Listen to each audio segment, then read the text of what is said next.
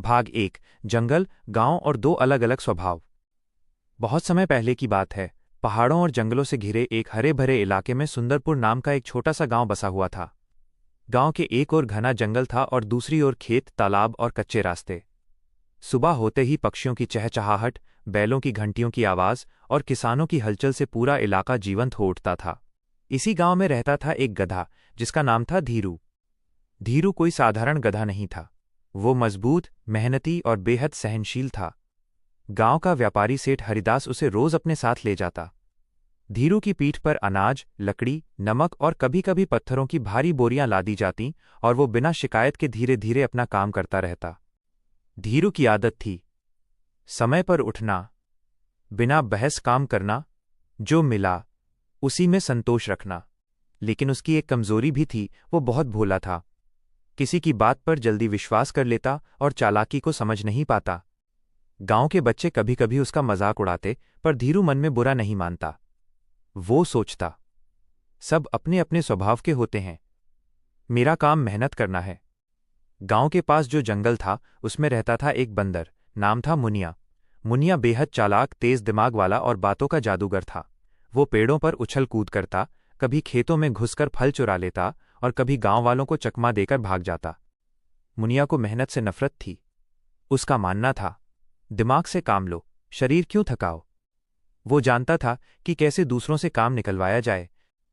एक दिन की बात है, धीरू सेठ हरिदास के साथ जंगल की ओर जा रहा था। उसकी पीठ पर लकड़ियों का भारी बोझ था। रास्ता जंगल के पास से होकर गुजरता था। उसी समय मुनिया एक पेड़ पर बैठा ये सब देख रहा था। मुनिया मन ही मन बोला, वाह, ये गधा तो रोज इतना बोझ ढोता है, और बदले में मिलता क्या है? थोड़ी सी घास। उसने धीरू से बात करने का निश्चय किया। पेड़ से उतरकर वो रास्ते में आ गया और बोला, अरे भाई, जरा रुकना। धीरू रुका और बोला, कहो भाई बंदर, क्या बात है? मुनिया ने मुस्कुराते हुए कहा, तुम रोज इतना भारी बोझ उठाते हो, थकते नहीं? धीरू ने सरलता से उत्तर दिया, थकता तो हूं, पर यही मेरा काम है। मुनिया हंस पड़ा, काम? ये तो मूर्खता है।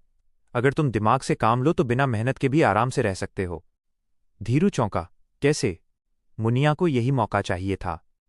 मुनिया बोला, देखो मित्र, तुम इतने ताकतवर हो, अगर चाहो तो सेठ से ज्यादा अच्छा जीवन पा सकते हो, पर तुम बिना सवाल किए काम करते रहते हो। धीरू थोड़ी देर चुप रहा। उसके मन में पहली बार एक सवाल उठा, क्या सच में मैं बेवकूफ हूं? मुनिया ने बात आगे बढ़ाई, अगर चाहो तो मैं तुम्हें कुछ तरकीबें सिखा सकता हूं, बस मेरी बात माननी होगी। धीरू ने संकोच से पूछा, लेकिन मुझे धोखा देना ठीक नहीं लगता। मुनिया हंसते हुए बोला, अरे, ये धोखा नहीं, समझदारी है। सेठ हरिदास आवाज लगाते हुए आगे बढ़ गया और धीरू को उसके पीछे जाना पड़ा। लेकिन मुनिया के शब्द धीरू के मन में गूंजते रहे। उस रात धीरू को नींद नहीं आई। वो सोचता रहा, क्या मैं सच में ज्यादा मेहनत करता हूं? क्या मुझे भी चालाक बनना चाहिए? उसका सीधा सादा मन संघर्ष में था। दूसरी ओर मुनिया पेड़ पर बैठा मुस्कुरा रहा था, अब ये गधा मेरी बातों में फंस जाएगा।